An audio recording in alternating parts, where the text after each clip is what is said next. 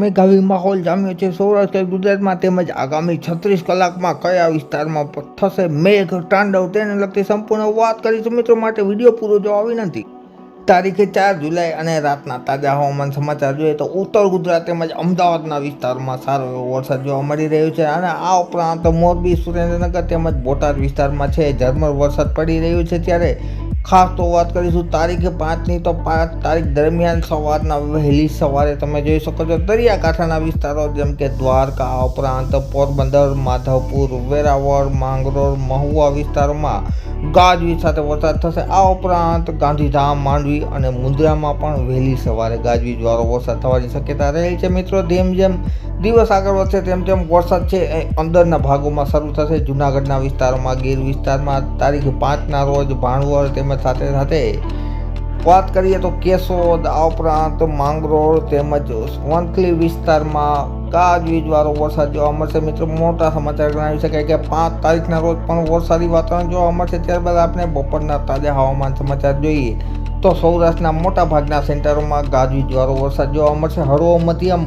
જેમાં ભાવનગરના વિસ્તારોમાં તેમજ બોટાદ અને આ ઉપરાંત દ્વારકા તેમજ જામનગરના વિસ્તારોમાં વરસાદનું પ્રમાણ છે એ વધારે જોવા મળશે। આ ઉપરાંત કચ્છના પણ મોટાભાગના સેન્ટરોમાં ગાજવીજવાળો વરસાદ જોવા મળશે। મિત્રો ત્યારબાદ 5 તારીખ અને રાતના તાજા હવામાન સમાચાર જોઈએ તો આભ ફાટ્યા જેવી સ્થિતિ ઉત્તર અને મધ્ય ગુજરાતમાં જોવા મળશે જેમાં ઘણા વિસ્તારોમાં અમદાવાદ તેમજ મહેસાણા આ ઉપરાંત સુરેન્દ્રનગર ચોટીલા વિરમગામ નડિયાદ લુણાવાડા ગોધરા સાથે સાથે પાલનપુર બનાસકાંઠા થરાદ રાધનપુર ખેડ બ્રહ્મા ઈડર વિસ્તારોમાં ગાજવીજ સાથે મેઘો મલ્હાર કરશે। મિત્રોને સૌરાષ્ટ્રના વાતાવરણમાં પણ પલટો ચાલુ જ રહેશે। સૌરાષ્ટ્રમાં પણ સારો એવો વરસાદની શક્યતા રહેલી છે। મિત્રો ત્યારબાદ આપણે 6 તારીખની વાત કરીએ તો 6 તારીખના રોજ સિસ્ટમની સૌથી વધુ અસર 6 તારીખના રોજ અને 7 તારીખના રોજ જોવા મળશે જેમાં જામનગરની આસપાસ છે ગાજવીજવાળો વરસાદ જોવા મળશે। જામનગર રાજકોટ તેમજ ખંભાળિયા પંથકમાં આ ઉપરાંત પડધરી મોરબી ચોટીલા તેમજ સાથે સાથે લતીપર ટંકારા સુરેન્દ્રનગર ધ્રાંગધ્રા વિસ્તારોમાં છે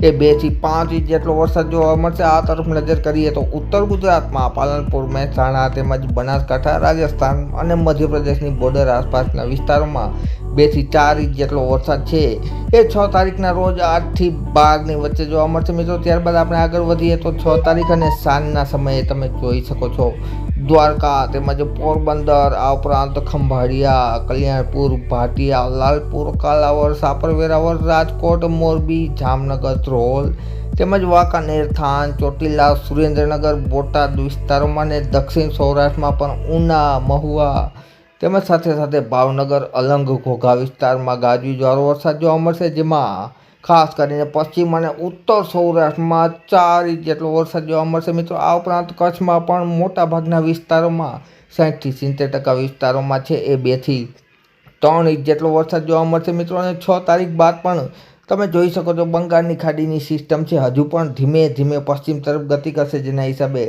તારીખ 9 સુધી છે એ વરસાદી માહોલ સારો એવો જોવા મળશે। મિત્રો અને તેને લગતી વાત છે આવનાર વિડીયોમાં તમારી સમક્ષ અમે રજૂ કરતા રહીશું માટે અમારી ચેનલ સબસ્ક્રાઈબ કરી વિડીયો શેર કરી દેજો। મિત્રો ખેડૂતો ગ્રુપો સુધી વિડીયો જોવા બદલ ખૂબ ખૂબ આભાર।